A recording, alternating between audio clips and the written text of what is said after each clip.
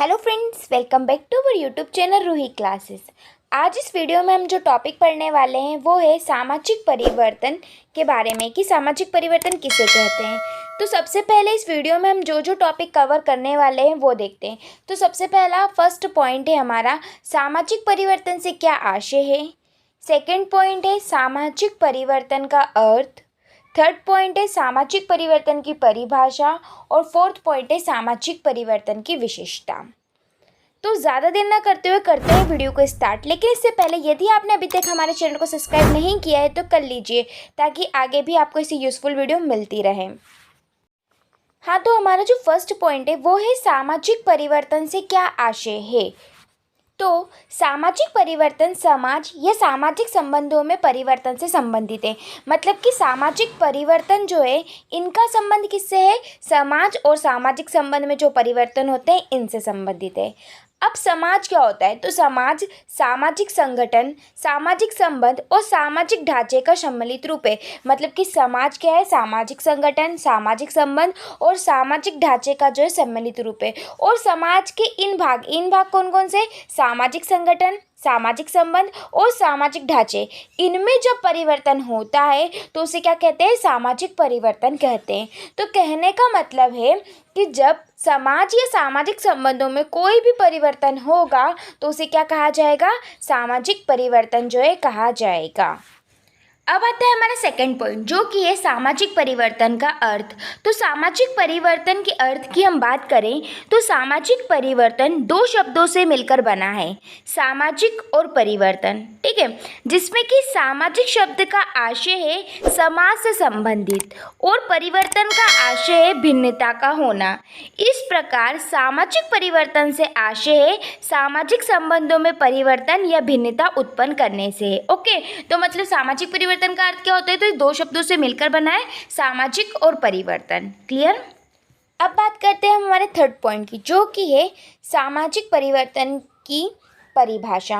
तो बहुत सारे समाजशास्त्रियों ने जो है अपने अपने विचार जो है सामाजिक परिवर्तन को लेकर जो है व्यक्त किए हैं, लेकिन इसमें हम किन्हीं विद्वानों के बारे में ही देखेंगे। तो इसमें से पहला हमारा है मैकाइवल और पेज के अनुसार। मैकाइवल और पेज क्या कहते हैं, तो इनका कहना है कि सामाजिक संबंध में होने वाले परिवर्तन को ही सामाजिक परिवर्तन कहते हैं। मतलब जो हमारे सामाजिक संबंध है उनमें जो परिवर्तन होगा उसे क्या कहा जाता है, सामाजिक परिवर्तन जो है कहा जाता है। ये किसने कहा है, मैकाइवल और पेज ने कहा है। क्लियर।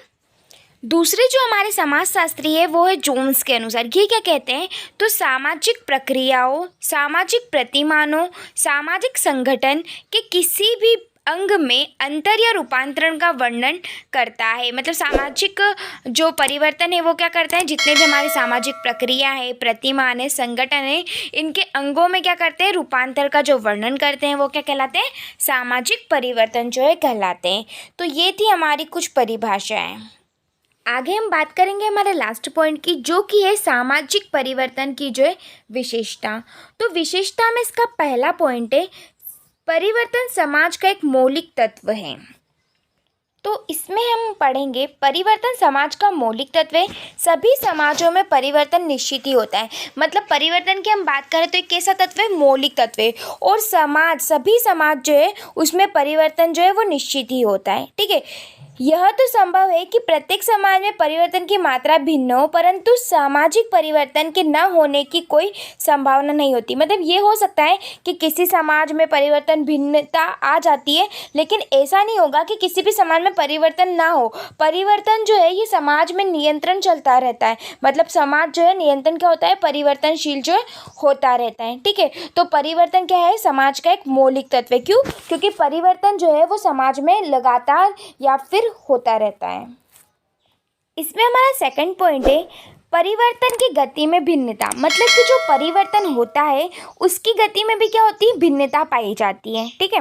समाज में होने वाले परिवर्तन की गति उस समाज के मूल्यों तथा मान्यताओं पर निर्भर करती है। परंपरागत समाज की तुलना में आधुनिक समाज में परिवर्तन अधिक होता है, जिन्हें हम अधिक स्पष्ट रूप से देख भी सकते हैं। मतलब कि समाज में जो परिवर्तन होता है उसकी गति में भी जो है भिन्नता पाई जाती है। ठीक है, जैसे कि हम परंपरागत मतलब पुराने ज़माने की समाज की बात करें तो उसमें जो परिवर्तन होते थे वो बहुत ही धीरे धीरे होते थे, लेकिन आज के टाइम की हम आधुनिक समाज की बात करें तो यहाँ पर जो चेंजेस है वो बहुत ही अधिक गति से जो है हो रहे हैं। ठीक है, और इन चेंजेस को जो है हम स्पष्ट रूप से क्या कर सकते हैं, देख भी सकते हैं। ठीक है, तो ये था इसका सेकंड पॉइंट।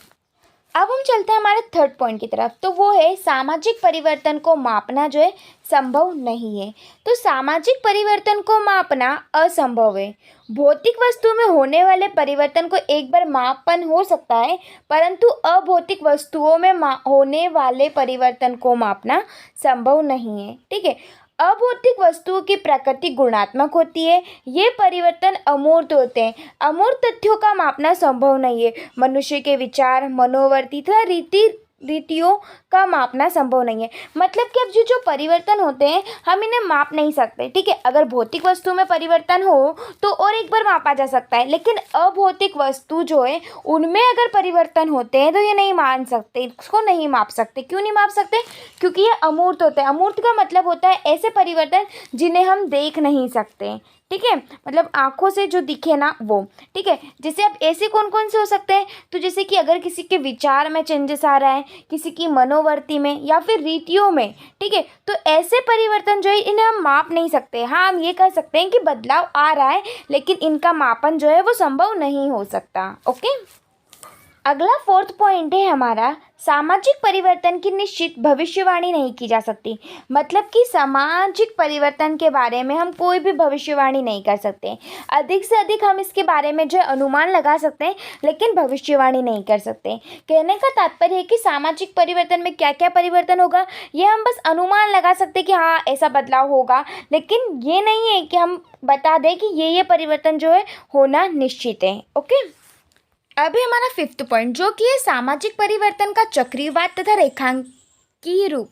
तो इसमें क्या है, तो सामाजिक परिवर्तन चक्रवात और रेखीय दोनों रूप में होता है। इसका कहने का तात्पर्य है कि जो सामाजिक परिवर्तन होता है वो चक्र के रूप में चलता है। ठीक है, जैसे कि जो चीज़ पहले चल रही थी फिर वो होना बंद हो गई और फिर वापस से जो है वो चीज़ जो है आ गई। ठीक है, तो ये क्या कहलाता है, चक्रीवात सामाजिक परिवर्तन कहलाता है। और रेखीय परिवर्तन क्या होता है, तो इसमें ये होता है कि जो चीज़ पहले चल रही थी अब वो आई नहीं, मतलब सीधे सीधे जो है चेंजेस होते जा रहे हैं। ठीक है, तो ये था हमारा फिफ्थ पॉइंट। अगला पॉइंट है हमारा सिक्स, सामाजिक परिवर्तन सार्वभौमिक है। कहने का तात्पर्य है कि सामाजिक परिवर्तन की एक विशेषता यह है कि सामाजिक परिवर्तन कैसे होते हैं, सार्वभौमिक होते हैं। ठीक है, मतलब कि परिवर्तन जो है सभी समाज में होते हैं। हाँ, ये हो सकता है कि किसी समाज में परिवर्तन धीमी गति से हो रहा है तो किसी समाज में परिवर्तन तीव्र गति से होता है। ठीक है, लेकिन विश्व में जितने भी समाज है वहाँ पर क्या होता है, परिवर्तन होता है। इस प्रकार सामाजिक परिवर्तन कैसी प्रक्रिया है, सार्वभौमिक, मतलब कि सभी जगह जो है परिवर्तन होता रहता है।